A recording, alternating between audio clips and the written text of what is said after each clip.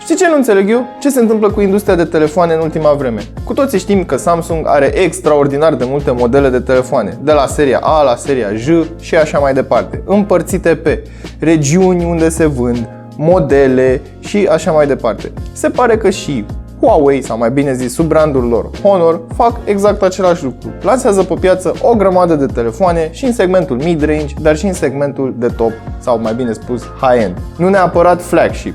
Dar, de ce spun chestia asta? Ei bine, am făcut review la Huawei Honor 7A. Acum pe masă am Huawei Honor 9 Lite și vine împachetat în aceeași cutie, în același fel și se învârt cam în aceeași zonă de telefoane. Mai precis, tot în segmentul ori low-end, ori mid-range. Modelul acesta se poate găsi pe piață în jurul sumei de 800 de lei.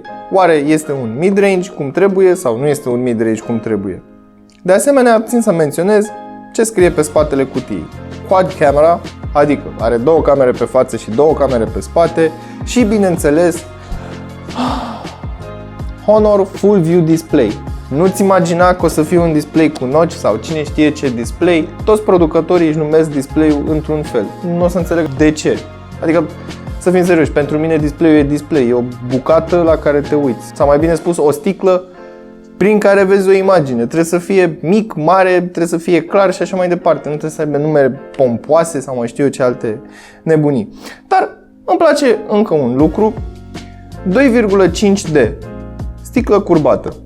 Ceea ce înseamnă că avem de-a face nu neapărat cu un telefon mid-range prost, dar cu un telefon mid-range care are cel puțin mai multă atenție la detalii investită în producția acestuia. Hai să desfacem cutia, să vedem ce găsim înăuntru și să tragem o concluzie, bineînțeles, teste și toate celelalte cu care ați fost obișnuiți până acum. Dar înainte de toate, abonează-te la canalul nostru și activează notificările, iar mai apoi intră pe cel.ro/giveaway pentru a te înscrie în concurs.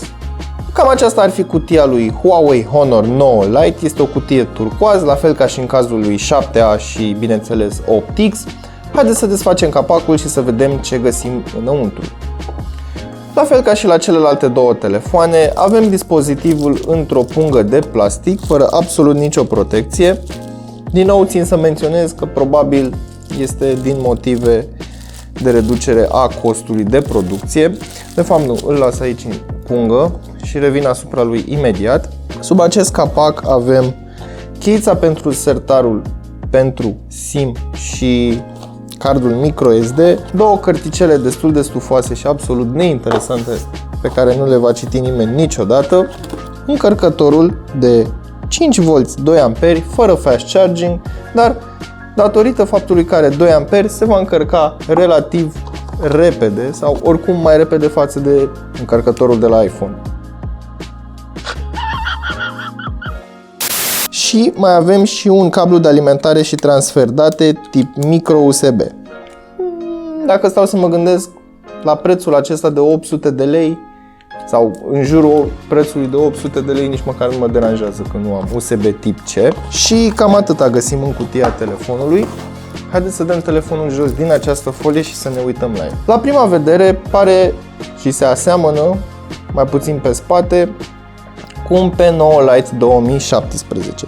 Însă, țin să menționez că este destul de ușor și are o aderență destul de bună datorită acestui finisaj mat de pe margine. Îmi place această culoare albastră, deși este un magnet de amprente, țin să menționez că este sticlă pe față și sticlă pe spate și rama este în totalitate din aluminiu. Haideți să ne uităm puțin și la conectivitate. La baza telefonului avem o mufă jack audio 3,5, un microfon principal, mufa de alimentare micro USB și, bineînțeles, grila difuzorului. În partea de sus nu avem nimic, pe laterala din stânga avem sertarul pentru SIM-uri și cardul microSD, iar pe partea din spate avem două camere, un microfon secundar, un blitz cu un singur LED și senzorul pentru amprente. Desigur, avem și logo-ul producătorului și alte câteva inscripții. Pe partea din față avem, bineînțeles, ecranul, la bază avem din nou sigla producătorului, două camere pentru selfie-uri, grila difuzorului pentru apeluri și, bineînțeles, senzorul pentru proximitate și luminozitate. La prima vedere, este un telefon care ar atrage atenția nu neapărat prin culoarea pe care o are, dar și prin design. Este destul de simplist, îmi place faptul că nu are notch și mai îmi place faptul că mai am mufă audio. Din punctul meu de vedere, este un telefon mai mult decât decent, este un telefon arătos, aș putea spune chiar frumos, este foarte confortabil de ținut în mână și în poziție orizontală, dar și în poziție verticală, nu alunecă din cauza acestui finisaj mat. Așadar, eu unul sunt mulțumit și cu aspectul, dar și de calitatea construcției. Într-adevăr, este un magnet de amprente, dar cu o husă ai putea rezolva absolut tot. Înainte de a trece la sistemul de operare, pe față avem un ecran IPS ce măsoară în diagonală 5,65 inch, are o rezoluție 1080 pe 2160 de pixeli, un aspect 18 pe 9 și o densitate de 428 de pixeli per inch. Sincer să fiu, acesta este mai mult decât suficient în ceea ce privește un ecran pentru telefonul mobil. Îmi place că are bărbia, dar și fruntea destul de mici și da, îmi aduce aminte de Huawei P9 Lite 2017, însă acesta mi se pare puțin mai sexy, ca să spun așa, deoarece are culoarea aceasta albastră și ecranul este puțin de tot mai mare. La capitolul software, telefonul rulează sistemul de operare Android 8.0 Oreo, peste care, bineînțeles, fiind un Huawei, avem și interfața Emotion UI, care are și ea versiunea 8.0. În ceea ce privește layout-ul, sau mai bine spus, interfața în sine, este aceeași ca pe orice alt device de la Huawei sau Honor. Adică avem în stânga Google Feed-ul, care momentan nu se încarcă pentru că nu sunt conectat la internet. În rest, toate aplicațiile sunt vărsate pe home screen sau ai posibilitatea de a adăuga un buton aici în mijloc, unde să ai un sertar cu celelalte aplicații și să ai un home screen curat. În ceea ce privește Quick Settings-ul sau layout-ul din setări, rămâne la fel și nu este schimbat absolut deloc. Totuși, țin să menționez că acest model de telefon are aplicația originală de la Huawei de mesaje și nu are Google Messages ca pe alte modele. Haideți să ne uităm și în testele sintetice. Am să pornesc Geekbench 4. Mergem la History. Avem 941 de puncte în single core și 3755 de puncte în multicore, ceea ce înseamnă că este un scor destul de ok pentru un telefon. E bine, nu e chiar mid-range. Telefonul ăsta se încadrează undeva la low-end spre mid-range, sau mai bine spus, e în jumătatea din stânga a segmentului mid-range. Bun, în Antutu am scos 88.900 de puncte. Cred că ăsta e cel mai rotund număr pe care l-am văzut vreodată într-un test de genul acesta. În ceea ce privește experiența software, e bine, nu o să vezi absolut nimic diferit în ceea ce privește modelul acesta sau un model mai scump, deoarece rulează exact același sistem de operare, exact aceeași interfață și, ei bine, probabil o să vezi faptul că acesta se mișcă puțin mai încet. Însă, dacă ai cumpăra acest telefon doar ca să verifici niște mail-uri și să te uiți pe Netflix, pe YouTube și așa mai departe, e bine, eu consider că este un telefon mai mult decât decent datorită ecranului Full HD. Mergem mai departe către hardware și înăuntru telefonului găsim un procesor Kirin 659 ce are o frecvență de 2,36 GHz și este ajutat de procesorul grafic Mali T830 MP2. Modelul pe care eu îl am aici, după cum am spus și mai devreme, este de 3 GB și 32 de GB spațiu de stocare, dar de asemenea există și modelul de 4 GB cu 64 de GB spațiu de stocare sau modelul acesta cu 4 GB RAM și cu 32 de GB spațiu de stocare. Haideți să mergem și la cameră, să ne uităm la aplicații, dar înainte de aceasta trebuie să menționez că și pe față, dar și pe spate avem două camere, una de 13 megapixeli și una de 2 megapixeli folosită doar ca senzor de adâncime pentru crearea efectului de bokeh. Același lucru este valabil și pentru camerele de pe față. În schimb, nu am putut să găsesc pe internet valoarea deschiderii diafragmei, așa că am luat Device Info Hardware și mergem la cameră. Mi-arată camera de pe spate care avea 13 megapixeli f2.2 și camera de pe față 13 megapixeli f2.0. Haideți să intrăm și în aplicația de cameră. Bineînțeles, nimic nu este schimbat. Avem în stânga de tot mai multe setări, printre care și modul Pro, Da, este oarecum un mod profesional unde avem mai multe opțiuni, inclusiv setări pentru timpul de expunere și focus manual. De asemenea, mai avem niște moduri pentru light painting, panoramă, niște filtre, opțiunea pentru HDR și, bineînțeles, realitate augmentată. Cam aceasta ar fi aplicația de cameră. Haideți să ne uităm și în setări să vedem rezoluția maximă.